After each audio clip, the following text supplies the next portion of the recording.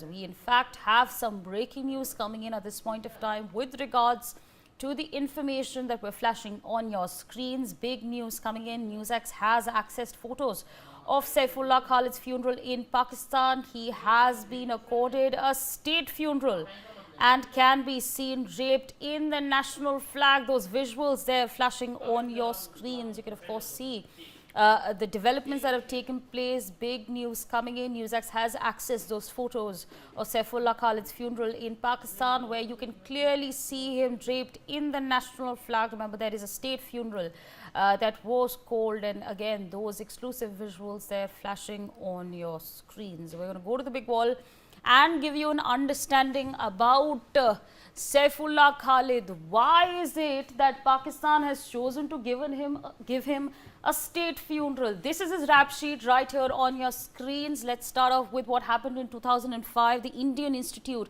of Science attack in Bengaluru in 2005.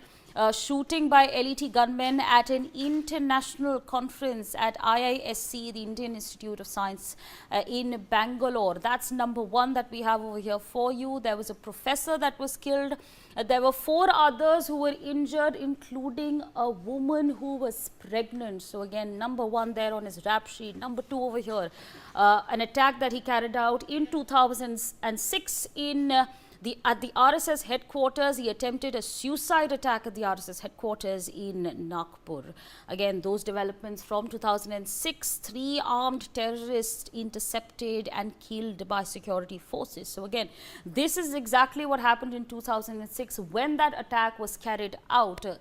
Let's talk about 2008 and what happened then. CRPF camp attack in Rampur. 4 terrorists opened fire at a CRPF camp in Rampur in Uttar Pradesh. So again, 2005, 2006, 2008, what exactly happened then? 7 CRPF personnel and 1 civilian had been killed.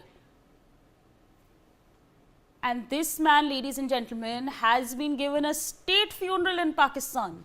This man, we've just given you an understanding on this man, what it is that he's done from 2005 to 2008, the crimes that he's carried out. We're going to take this conversation forward with Mr. RVS Mani, internal security expert. We're also, in fact, being joined by Major General A.K. Sivaj, defense expert, on the broadcast.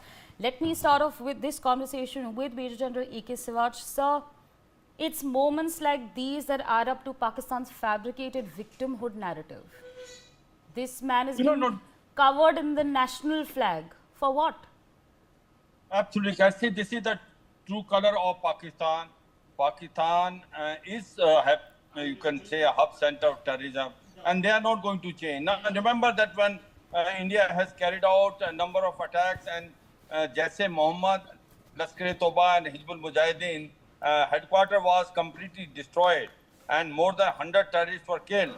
You know, in the janazas of these terrorists, there was a senior army officer. There were also the Prime Minister of Jammu and Kashmir, which they call it in free country.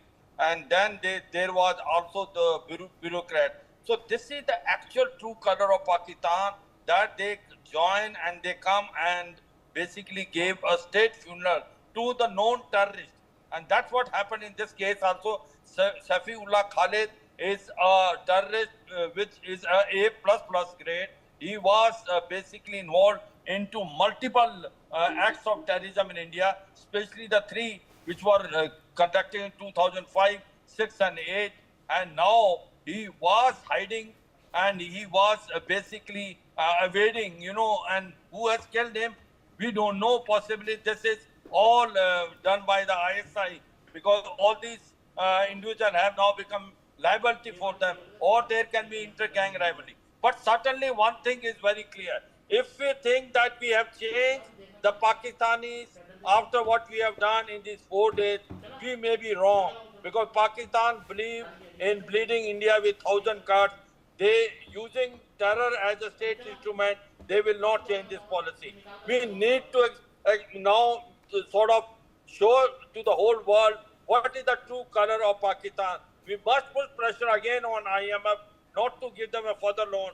We should also put pressure on Financial Action Task Force to place Pakistan on a grey list, and also now trying to go in United Nations. We have already spoken to 175 countries out of 183 that Pakistan need to be made basically a terrorist state, should be declared terrorist state at the earliest, because more than 89 terrorists out of top 100 terrorists in the world either belong to Pakistan or they have roots in Pakistan. So certainly what has happened to Saifullah Khalid and the way he's eliminated and then given a state fiddler, this is nothing new. Pakistan believes in patronizing terrorists. It is basically hub center of terrorism.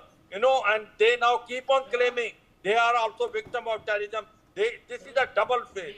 You know, remember Hillary Clinton when she came in 2013 as a Secretary of State. She told them that if you have snake in your courtyard and you think it will bite only your neighbor, they will bite you one day. So Tehreek-e-Taliban Pakistan is their own creation. So if they call themselves victim, it is all, you know, eyewash, because they differentiate between good and bad terrorists. The Lashkar-e-Taiba, Jaise Mohammed are good terrorists for them. They push it in India. They will still keep on pushing.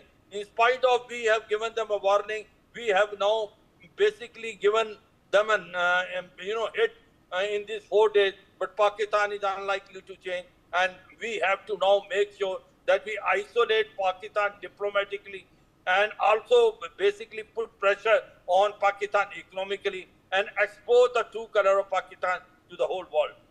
Absolutely, sir. Requesting you to stay on with us. Mr. RVS Mani, internal security expert, has been waiting with us rather patiently. Sir.